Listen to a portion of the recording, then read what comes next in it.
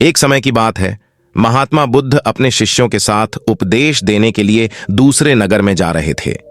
काफी दूर चलने के बाद सभी शिष्य थक गए और उन्होंने फिर महात्मा जी से कहा, गुरुजी, यदि आपकी अनुमति हो तो कहीं रुककर कुछ देर आराम कर लें। वत्स, हम कोई उपयुक्त स्थान ढूंढेंगे और वहीं विश्राम करेंगे, महात्माओं ने कहा। कुछ देर चलने पर उन्हें खेत दिखाई दिया। खेत में एक छोटा लड़का और एक बूढ़ा आदमी जुताई कर रहे थे। हे सज्जन, क्या हम यहां कुछ देर आराम कर सकते हैं? महात्मा ने बूढ़े व्यक्ति से पूछा। उस बूढ़े ने महात्मा को पहचान लिया और हाथ जोड़कर उनका अभिवादन किया और कहा, अरे महात्मा जी, यह हमारा सौभाग्य है कि आप हमारे खेत पर आए। तुम वहीं उस पेड़ के नीचे आराम करो, मैं जलपान करने की व्यवस्था कर दूंगा। तब महात्मा जी ने कहा, हे सज्जन, आप अपना काम पूरा करें, हमें कुछ नहीं चाहिए। फिर भी बूढ़ा नहीं माना और कुछ फल तोड़कर पानी देकर बूढ़ा अपने काम में लग गया।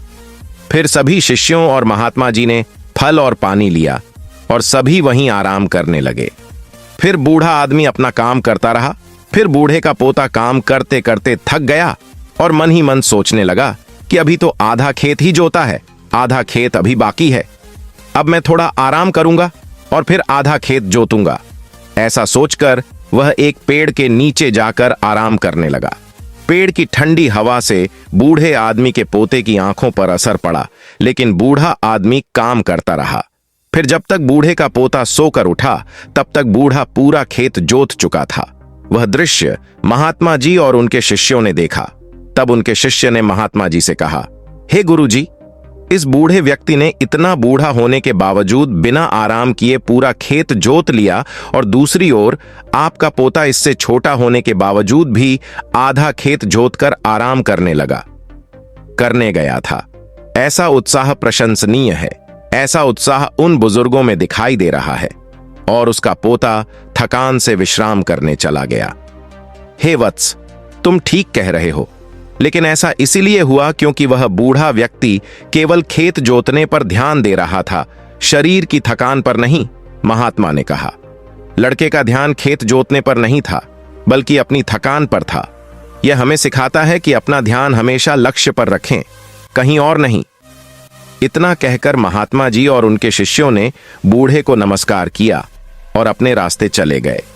इस कहानी के माध्यम से हमने सफल जीवन के लिए ध्यान और समर्पण के महत्व को देखा। यह हमें याद दिलाता है कि अपने लक्ष्यों को प्राप्त करने के लिए हमें समय समय पर आराम करने की आवश्यकता है, लेकिन इसका मतलब यह नहीं है कि हमें अपने काम में आलसी होने की अनुमति है। सही फोकस और समर्पण के साथ हम सभी चुनौतियों का सामना कर सकते हैं और अपने लक्ष्यों को प्राप्त करने में सफल हो सकते हैं। दोस्तों, आज की यह कहानी आपको कैसी लगी और आप इस कहानी से और क्या सीख सकते हैं? मिला? कृपया यह भी हमें कमेंट करके बताएं। और साथ ही अगर आपको यह कहानी पसंद आई और अगर यह आपके लिए कारगर साबित हुआ है, तो इसे अपने दोस्तों के साथ शेयर करें।